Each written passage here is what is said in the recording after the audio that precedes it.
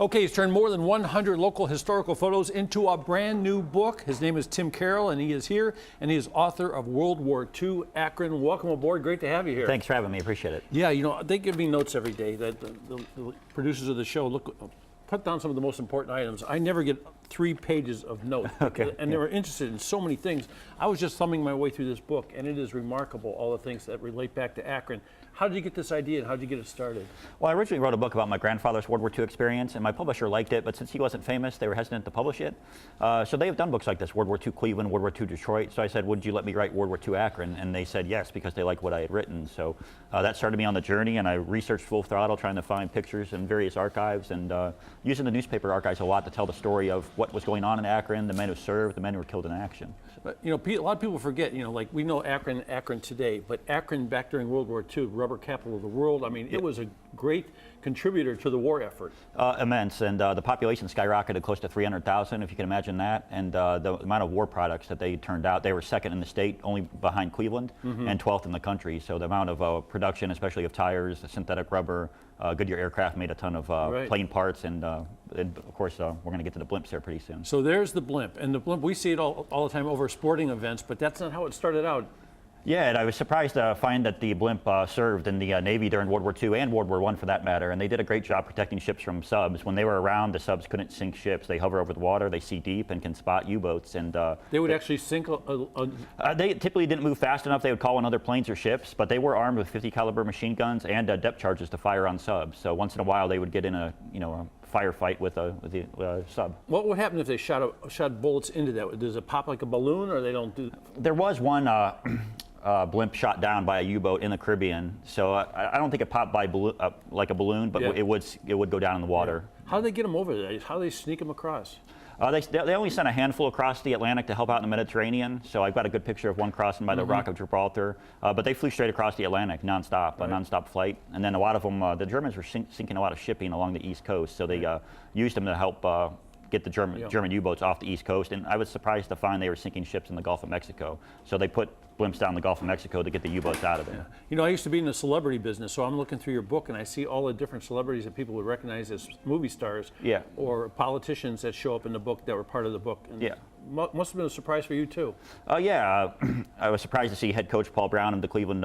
He was actually Ohio State's head coach, and at age 35, he was drafted with 3 kids. He had kids and he was drafted. So they would draft people all the way up to what age 47 or something? Age 45. Fathers, they would draft 18 to 37. So Paul Brown was fairly old. Because he is Paul Brown, they gave him a job coaching Great Lakes Naval Station football team, and he actually plays his former team, Ohio State.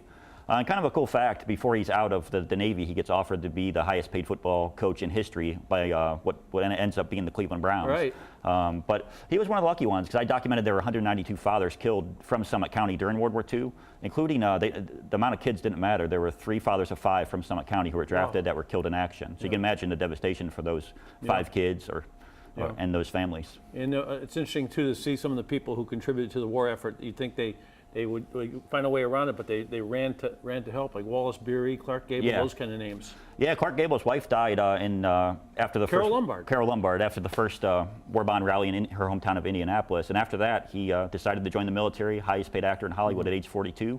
So there's a picture of him. He's a gunner on a B-17. That's 50 caliber bullets around. A lot of people know him, Gone with the Wind. Yeah, and he served overseas. He's actually on Hitler's list of people to capture, but Ohio native Clark Gable served during World War II and really did a... Here's another great entertaining notion about this book. I was going through the book, and there's a very famous cartoonist, a journalist from the Akron Beacon Journal. Yeah. Boy, is that good stuff in there. Yeah, Webb Brown was the best cartoonist in the country during the time period, so I was fortunate to find those, and I put 40 of his cartoons that in the book that haven't been published since the late 30s and 40s, so I think people are going to enjoy those. There were some great ones in there that mock Hitler, mock Mussolini. Yeah, he really he had a good sense of humor, and he was always calling those guys out for what they were doing, and he was showing them the path of destruction they were on, that they're going to end up being held accountable for what they're doing. Yeah, you were saying the city of Akron ballooned to a population of over 300,000. Close to it, yeah. Yeah, it was a grand lady of a city in that era. Yeah, it really kind of shocked me. And Summit County was, the city itself, obviously, of Akron was heavily populated, but the rest of Summit County was fairly rural, a lot of farmland. So there was no place to live in Summit County. A lot of people